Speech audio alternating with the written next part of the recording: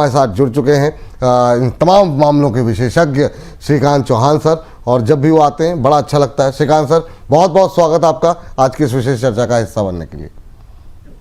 धन्यवाद विपुल जी, धन्यवाद एवरीवन, और thank you for calling me on this मंच। यूएस ईरान वॉर को लेकर के सर, ये हर रात 2-2, 3-3 बजे जब भी नींद खुलती है आदमी एक बार ट्वीट जरूर देखता है क्या चल रहा है, कहीं कोई नया ट्वीट तो नहीं आया, इस समय क्रूड क्या चल रहा है, इंटरनेशनल मार्केट कैसे चल रहे हैं, ये चिंताएं कब दूर होंगी। और ये हर एक हफ्ते टाइम बाय करने की जो सिचुएशन दिखाई दे रही है, ऐसा लग रहा है कि दोनों पक्ष जो है वो टाइम बाय करने की कोशिश कर रहे हैं। आप कैसे देख रहे हैं सर, और ये टेंशन अभी बनी रहेगी क्या? बिल्कुल सर, ये $1 मिलियन क्वेश्चन है सभी के लिए कि ये अनिश्चितता है या ये अस्थिरता कब कम होगी या कब खत्म होगी। लेकिन जैसे आपने कहा, बिल्कुल आपने सही कहा कि दोनों पक्ष जो है वो थोड़ा सा वक्त खरीदने के मूड में है और दोनों को अभी वॉर नहीं करना है, दोनों को अपनी अपनी कंडीशंस रखनी है और उसी में से कोई हल निकालना है। तो मुझे नहीं लगता कि आने वाले दिनों में भी हमें कोई वॉर देखने मिलेगा, लेकिन ज़रूर कुछ नोकझोंक चलती रहेगी और इवेंचुअली हमें लगता है कि इसका सॉल्यूशन आएगा, क्योंकि जितना वक्त इसमें निकलेगा और जितने दिनों तक स्ट्रेट ऑफ हॉर्मुज क्लोज रहेगा उसका इम्पैक्ट एशियन कंट्रीज पे आते जाएगा। और एशियन कंट्रीज में जापान है या चाइना है या बाकी कंट्रीज है इंक्लूडिंग इंडिया है, तो इनका भी प्रेशर धीरे धीरे यूएस और ईरान पे बढ़ते जाएगा। तो मुझे लगता है कि इवेंचुअली इसमें से कोई ना कोई हल पक्का निकलेगा। अभी अगर आप देखें तो यूएस की अगर बात करें तो उनका कहना है कि शायद इसको वक्त लगता है, सितंबर तक का भी वक्त लग सकता है। उन्होंने कहा है कि वहां तक का भी टाइम लग सकता है, लेकिन मुझे लगता है कि शायद इतनी लंबी इस पर्टिकुलर जो अनिश्चितता है वो इतनी लंबी खींचने की जो प्रोबेबिलिटी है वो कम है। हमें लगता है कि आने वाले शायद कुछ 2 या 3 हफ्तों में हमें इसका पर्टिकुलर आउटकम देखने मिल सकता है। खैर उम्मीद तो सर हम लोग मतलब 3-4 महीने से ही कर रहे हैं, और जो भाषा होती है वो ऐसा लगता है कि नहीं बिल्कुल फैसला होने जा रहा है, और उसके मतलब 15 मिनट के अंदर, आधे घंटे के अंदर, कई बार मतलब जो है 24 घंटे के अंदर अंदर उसका जो बिल्कुल 360 डिग्री टर्न हो जाता है, तो वो एक बड़ी टेंशन हो गई है। बिल्कुल बिल्कुल, टैको ट्रेड करके जो बोलते हैं, हाँ वो बड़ी, अब तो पूरी सभ्यता ही समाप्त कर देंगे, लगेगा कि मतलब क्या हो जाएगा, फिर पता लगता है नहीं भाई साहब ट्रेड डील हो गई, तो मतलब कह रहे हैं कि नहीं अब तो हम मतलब 60 दिन के लिए सीज फायर करने जा रहे हैं, फिर सीज फायर की बात होगी और उसके बाद से दोनों एक दूसरे के ऊपर बम गिराएंगे, तो वो थोड़ी सी मामला अभी भी असमंजस की स्थिति का है। इन सब के बीच में क्रूड को कैसे देख रहे हैं सर आप? क्योंकि हमारे लिए बड़ी चिंता जो इस पूरे युद्ध की है वो है क्रूड को लेकर के। क्रूड अभी आपको लग रहा है कि ये $100 के ऊपर जाएगा या 90 के नीचे आएगा? अभी कैसे देख रहे हैं आप क्रूड की चाल को? तो देखिए, अभी लगता है कि जब ये वॉर रिलेटेड न्यूज़ फ्लो चल रहे थे और फुल फ्लेज में वॉर चल रहा था, तब क्रूड के दामों ने 120 तक के लेवल्स छुए थे। अगर आप रशिया और यूक्रेन की वॉर की बात करें और उस वक्त अगर क्रूड के दाम देखेंगे तो वो तकरीबन 140-145 के करीब गए थे। तो इतने बड़े वॉर के बावजूद, जहाँ पे पकड़ लीजिए कि जो सबसे इम्पोर्टेंट जो खतरा था वो न्यूक्लियर वॉर का भी था, शायद कुछ न्यूक्लियर के वेपन्स निकल के ना आए, ये सब भी डर था इस मार्केट में, उसके बावजूद क्रूड $120 के करीब था। तो अभी लगता है कि मार्केट ने इसे पचा लिया है, यानी $120 तक का भी मुझे लगता है कि अगर इजाफा होता है तो मार्केट में थोड़ा करेक्शन डेफिनेटली देखने मिलेगा, लेकिन मार्केट अपने प्रीवियस लो को यानी 22,000 को तोड़ते हुए हमें लगता है नहीं दिखेगा। और 120 भी मुझे लगता है कि एक एक्सट्रीम पैनिक में आया था। तो जो सबसे पहले इवेंट होता है, यानी कि जो सबसे पहले न्यूज आती है, उसमें जो रिएक्शन होता है वो थोड़ा एब्सर्ड होता है, थोड़ा एक्स्ट्राऑर्डिनरी होता है। तो 120 के दाम आ चुके हैं। अभी मुझे लगता है कि बहुत ही बेस्ट केस सिनारियो में हमें लगता है कि 105 तक शायद क्रूड के दाम जा सकते हैं और करेक्शन में 90 के करीब आके रुक सकते हैं। हमें नहीं लगता कि फ्यूचर में भी, यानी कि आने वाले 6 महीने में हम $80 के नीचे क्रूड को देख पाएंगे, ऐसा नहीं लगता है, क्योंकि ऑलरेडी काफी बड़ा डैमेज बाकी के अदर मिडिल ईस्ट कंट्रीज को हुआ है। तो मेरी हम जो इन्वेस्टर्स को यही कह रहे हैं कि $95 मार्केट में डिस्काउंट हो चुका है। $95 के बेसिस पे करंट अकाउंट डेफिसिट कैलकुलेट हो चुका है, बैलेंस ऑफ पेमेंट कैलकुलेट हो चुका है, आरबीआई ने अपनी पॉलिसी रख दी है। तो मुझे लगता है कि $95 के आसपास या 100 से लेकर जब तक 95 के बीच में ये ट्रेड कर रहा है तब तक हमें कोई बड़ी मार्केट में दुर्घटना देखने नहीं मिलेगी। बट अगर ये शायद पकड़ लेते हैं कि अगर $105 के ऊपर भी अगर ट्रेड करने लगता है तो थोड़ा थोड़ा उसका इंपैक्ट देखने मिलेगा। लेकिन सबसे बड़ा मुझे लगता है प्रॉब्लम तभी होगा जब क्रूड किसी रीजन से $120 को क्रॉस करे, तो वो मुझे नहीं लग रहा है। और मुझे लगता है कि इन लेवल्स पे अगर कोई करेक्शन आता है बिकॉज ऑफ सम रीजन, हम हमारे इन्वेस्टर को कहते हैं कि with a long term view आप इसमें खरीदारी करने की सोचे। और यस, क्रूड के दामों को ही ट्रैक करना बहुत जरूरी है। कच्चे तेल की कीमतों पर नजर रखें। कच्चे तेल की कीमतें 90 से $105 का जो एक लेवल श्रीकांत सर ने बताया, इसके बीच रहने की उम्मीद है। और अगर इसके बीच रहता है तो बाजार काफ़ी हद तक कंफर्टेबल भी रहेगा। हाँ, अगर 120 तक गया तो फिर 22,000 के आसपास का लेवल टूट सकता है, उसकी संभावनाएं काफ़ी कम लगती हैं। 22,000 कभी निफ्टी तोड़ता दिखाई नहीं देता दिखाई दे रहा है, ये मानना है श्रीकांत सर का। सर आगे बढ़ते हैं और अब फटाफट जो है कुछ एक सेक्टर्स पे बातचीत कर लेते हैं। और क्या कुछ उम्मीदें आपको लग रही हैं अभी के लिहाज से? हमने देखे क्या जो भी हाल के तिमाही नतीजे सर अच्छे रहे, काफ़ी अच्छे रहे, लेकिन चिंताएं जो है वो अगले क्वार्टर को लेके ज़्यादा हैं, क्योंकि ये जो युद्ध चला उसका असर जो है वो अगली तिमाही में देखने को मिलेगा। तो लास्ट क्वार्टर के आधार पे स्ट्रेटजी प्लान करनी चाहिए या अगले क्वार्टर के रिजल्ट खराब रहेंगे उसके आधार पे, और कहाँ कहाँ ज़्यादा खराब रह सकते हैं उसके आधार पे प्लानिंग करनी चाहिए? आप क्या सजेस्ट कर रहे हैं सर अभी? तो बिल्कुल आपने सही कहा कि Q4 के जो नतीजे थे वो इनफैक्ट देखा जाए तो एक्सपेक्टेशन से बेटर ही रहे। बहुत अच्छे नहीं थे लेकिन फिर भी ठीक ठाक थे। कमेंट्री अच्छी थी। कई सारे सेक्टर्स ने अच्छा काम किया है, स्पेशली कमोडिटी सेक्टर ने काफी अच्छा काम किया है।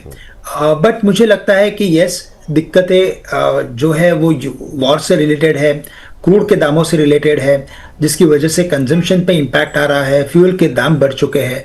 तो मुझे लगता है कि Q1 के नतीजों के ऊपर भी मार्केट का बिल्कुल ध्यान रहेगा। But at the same time हमें क्या लगता है कि आपको इस पर्टिकुलर मार्केट में देखिए, अब अगर आप Q1 तक शायद अगर Q1 को अगर कंसिडर करने जाएंगे और क्रूड के दाम अगर इन्हीं लेवल्स पर रहेंगे $95-100 के आसपास, तो हमें Q2 भी खतरे में आते हुए दिखने लगेगा।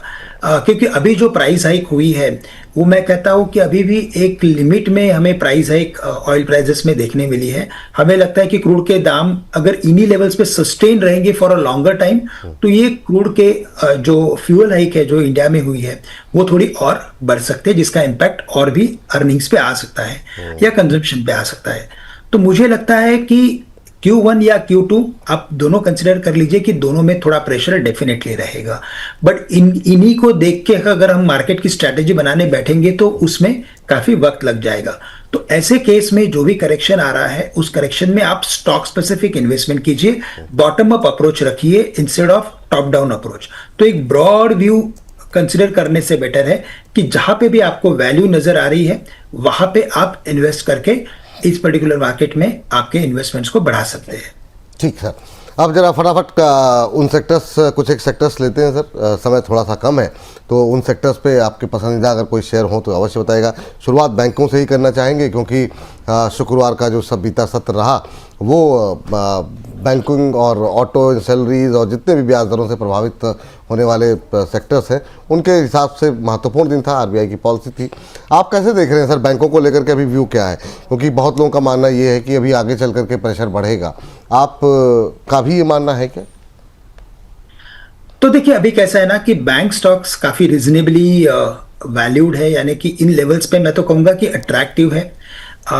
अगर आने वाले दिनों में अगर इंटरेस्ट रेट्स अगर बढ़ते हैं तो क्या होगा ना कि इनिशियली क्या होता है कि जो डिपॉजिट्स और लेंडिंग और बोरोइंग का जो स्प्रेड होता है वो बढ़ जाता है, जिसका बेनिफिट बैंकों को मिलता है।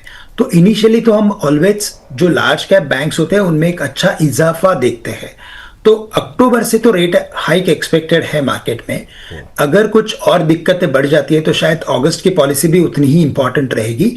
लेकिन अगर हम पकड़ लेते हैं कि यहाँ से रेट कट तो होने वाला नहीं है। रेट स्टेबल रह सकते हैं, लेकिन रेट बढ़ने की उम्मीदें बढ़ गई है। तो आप ये पकड़ लीजिए कि शायद रेट बढ़ सकते हैं 25 से 50 बेसिस पॉइंट मिनिमम बढ़ सकते हैं।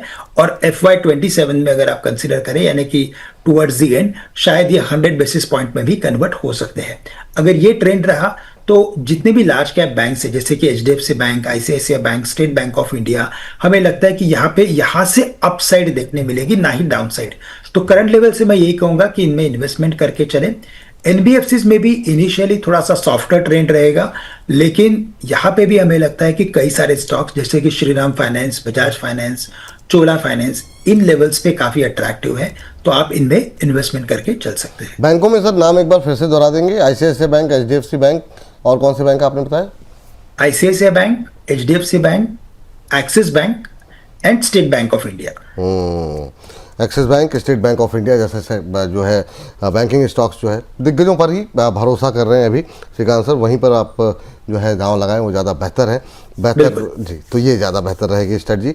चलिए इससे आगे बढ़ते हैं, बैंकों से आगे बढ़ करके और NBFC से आगे बढ़ते हुए सर एक सेक्टर्स जो कि अच्छा प्रदर्शन भी कर रहा है और लगातार आपसे बात भी हम कर रहे हैं जब भी आप आते हैं, वो है डिफेंस।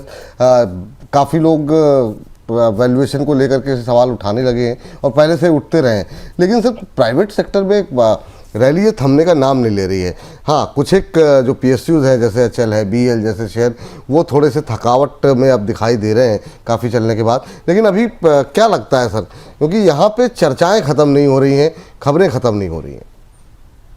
नहीं, बिल्कुल। देखिए, ये जो अनएक्सपेक्टेड एक इवेंट बना है वॉर का, जिसकी वजह से क्या हो गया है कि क्रूड के दाम बढ़ गए और उसकी वजह से हमारे करंट अकाउंट डेफिसिट में आप देखेंगे तो थोड़ी और बढ़त हो सकती है, यानी कि हमारा करंट अकाउंट डेफिसिट बढ़ सकता है। कभी भी करंट अकाउंट डेफिसिट बढ़ता है तो उसका इम्पैक्ट कैपेक्स के ऊपर आता है, और अगर कैपेक्स के ऊपर इम्पैक्ट आना है तो नेचुरली ये जो दो सेक्टर है जैसे कि रेलवे और डिफेंस, इन दोनों के लिए क्या होता है कि जो कैपेक्स होता है गवर्नमेंट की तरफ से वो बहुत ही इंपॉर्टेंट होता है।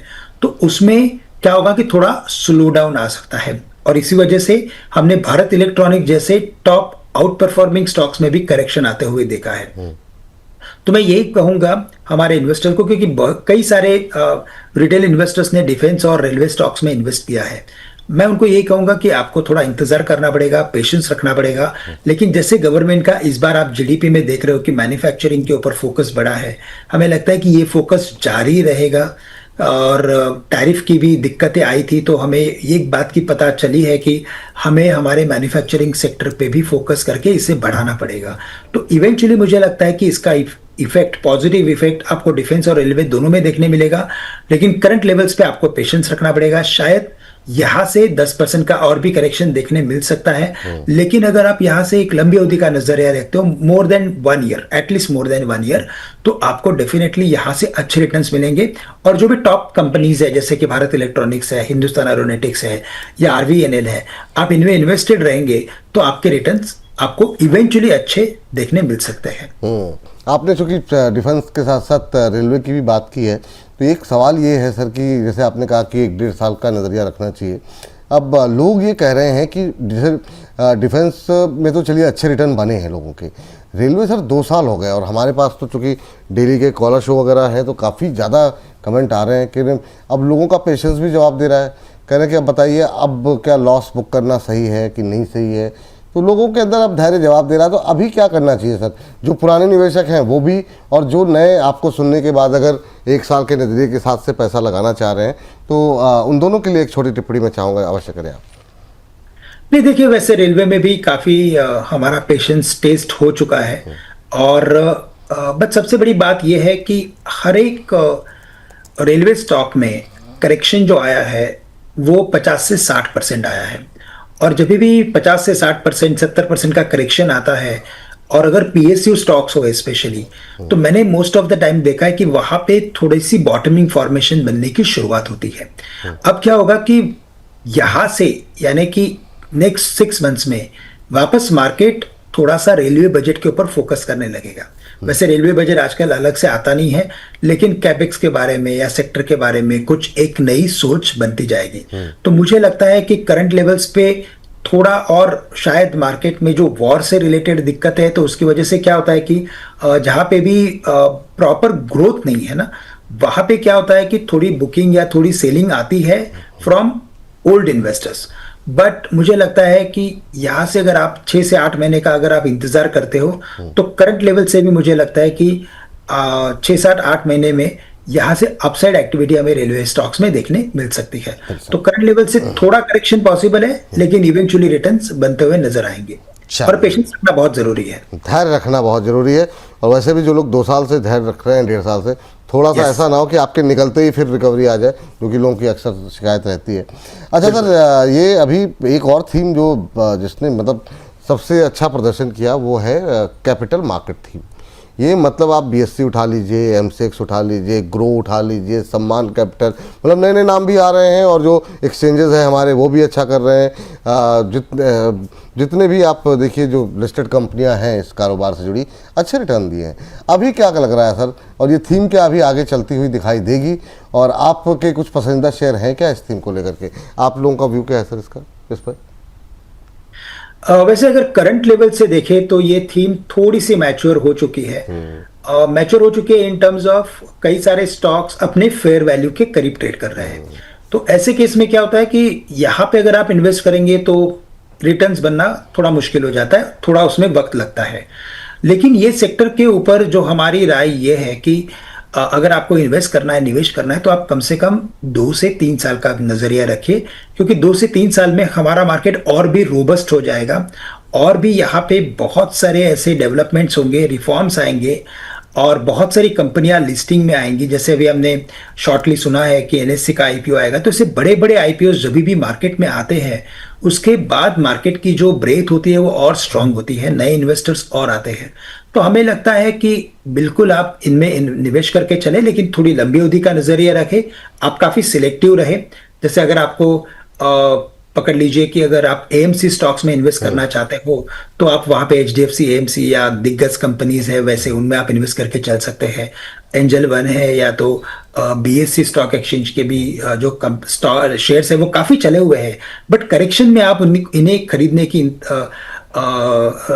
स्ट्रैटेजी बनाइए, ना कि आपको हायर लेवल्स पे ब्रेकआउट पे जाके उससे खरीदना है। अगर आप करेक्शंस में इन्वेस्टमेंट्स करेंगे तो आपके पोर्टफोलियो में अल्फा जनरेट होते हुए आपको देखेगा। तो HDFC AMC, angel one, BSc, और कोई नाम लिए सर आपने? इसके अलावा हमें ग्रो भी अच्छा लग रहा है। अच्छा, ग्रो, ओके सर। ग्रो में सर काफ़ी मतलब बहुत चर्चाओं में रहता है ये, मतलब इतने लोगों का इंटरेस्ट रहता है, वो सवाल देख के ऐसा लगता है। तो ये अब चूंकि चला भी अच्छा, 200 के पार भी पहुंचता हुआ दिखाई दिया, फिर नीचे आया, फिर हमने फ्राइडे के सेशन में 200 के नज़दीक जाते देखा। तो स्ट्रेटजी क्या रखें सर, मतलब क्या टारगेट रखें, क्या मतलब सोच के रखें कि साल भर का नज़रिया लेके रखें? क्या सलाह रहेगी आपकी? देखिए, साल भर में तो मुझे लग रहा है कि ये जो स्टॉक है वो 220 230 अपसाइड में मैक्सिमम दिखा सकता है। डाउनसाइड में भी हमें लगता है डाउनसाइड काफी प्रोटेक्टेड है 180 के आसपास।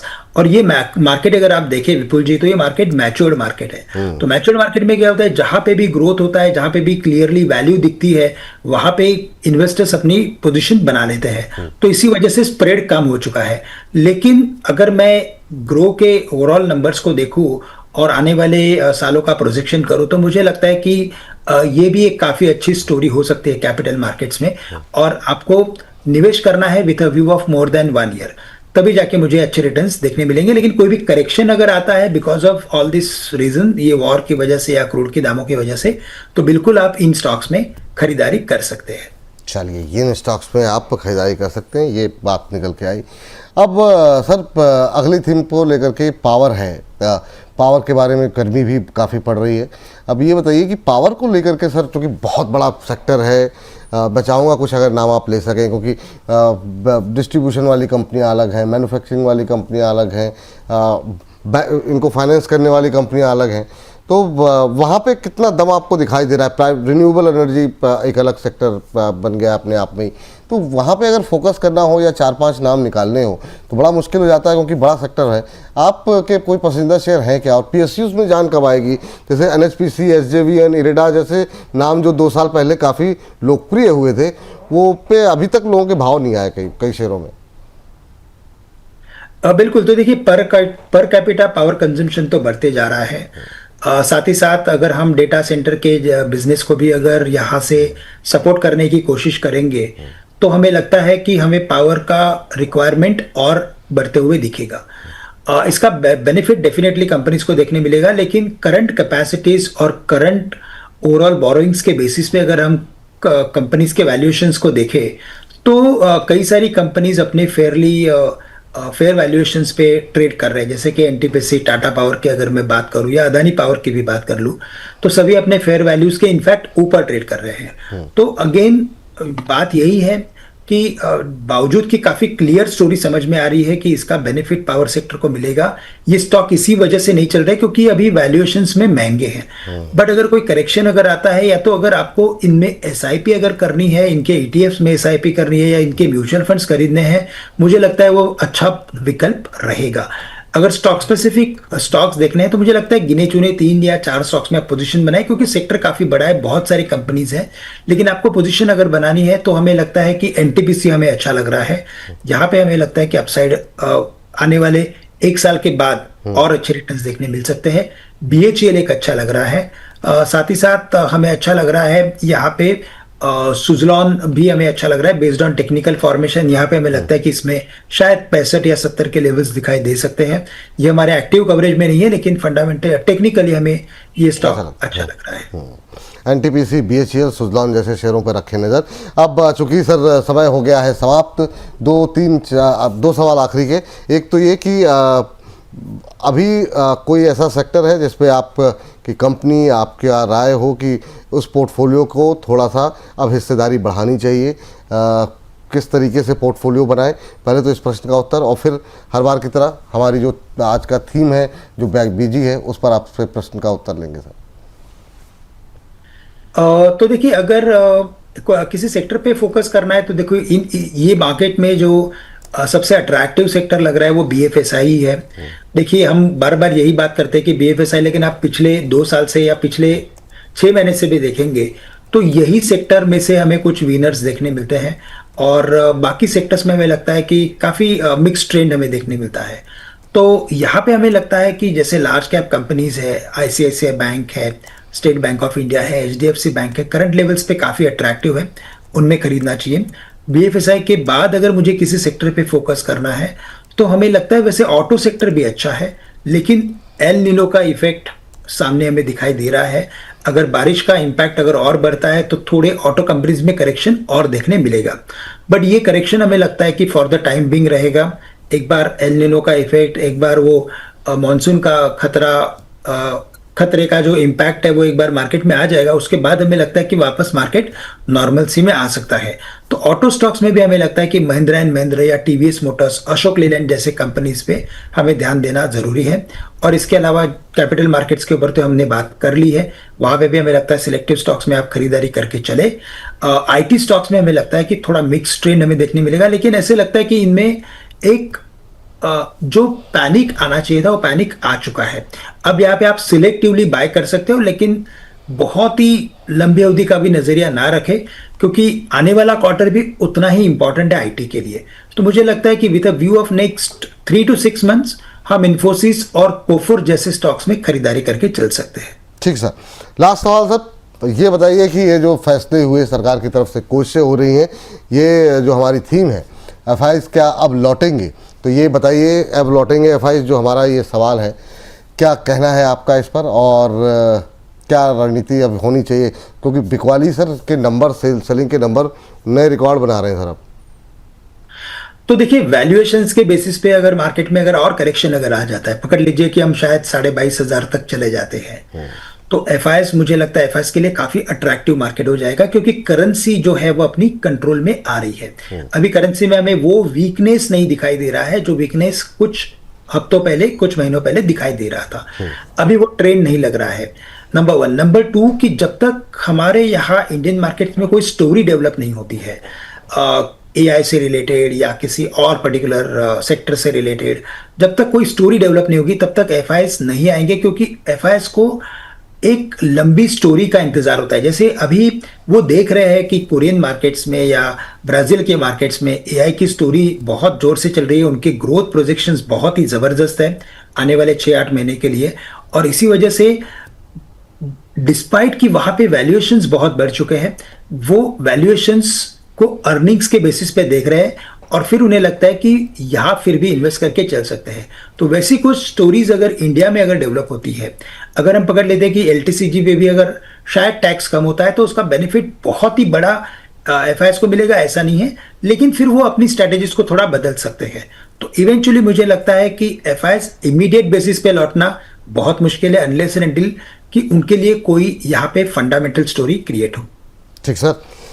सर बातें तो बहुत सारी थी लेकिन समय की कमी है और बहुत बहुत शुक्रिया सर, बहुत बहुत धन्यवाद आज की इस चर्चा में जुड़ने के लिए और इन तमाम विषयों पर डिटेल में बातचीत करने के लिए। बहुत अच्छा लगता है सर और आपके साथ बात करना। बहुत बहुत शुक्रिया, बहुत बहुत धन्यवाद आज की इस चर्चा का हिस्सा बनने के लिए।